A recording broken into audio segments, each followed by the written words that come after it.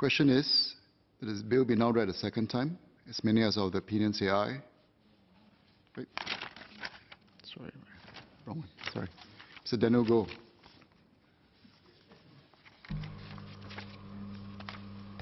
Thank you, Mr. Speaker. Apologies. Not at all. Tourism is a major industry that has not only have knock-on effects for local businesses, but also for our city branding and international reputation. We have done well in many aspects, especially in urban and heritage conservation, to make Singapore a unique destination with an old-world colonial port city charm. Balancing this, we have also become a global city of choice for meetings, conventions, and events with iconic developments such as Marina Bay and signature events such as the Formula One night race. The Cess Act has been closely tied with Formula One. The Act was last amended in August 2008, just months before the inaugural F1 race. It was changed from a consumption tax to a business tax to be used in a targeted manner to fund strategic tourist events. Cess collection has been limited to hotels benefiting from the F1 race. With this amendment bill, it looks like the last 10 years of taxing hotels to fund the F1 race was a successful experiment to see whether such a tax was viable to fund a tourist event and would not hamper the growth of tourism. Could the government give greater details of the results of the experiment?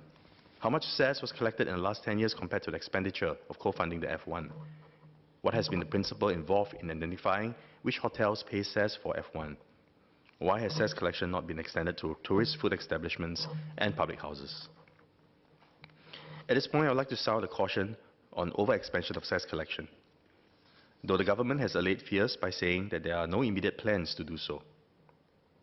Even with F1, expanding Cess collection beyond hotels will have to be done in a judicious manner so as to not inadvertently hurt local businesses. It may be trickier, for example, to identify using geographical markers tourist food establishments that are benefiting especially from F1, when many establishments actually make losses during the event due to road closures. The other question I have for this amendment bill is, where does collected Cess go?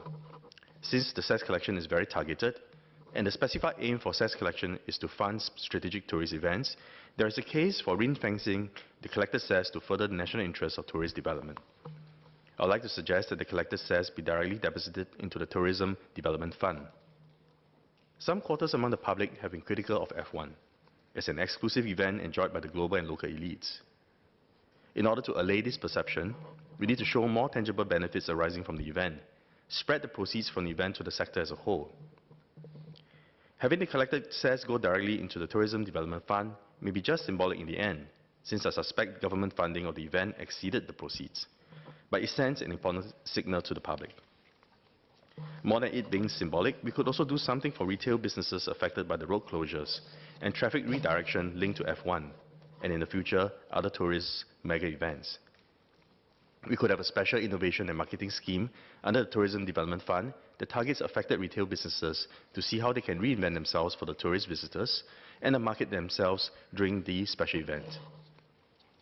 Mr. Speaker, sir, with major strategic tourist events such as the F1 that involve high cost and extraordinary traffic control measures, there will be winners and losers, and critics who fail to see any tangible benefits.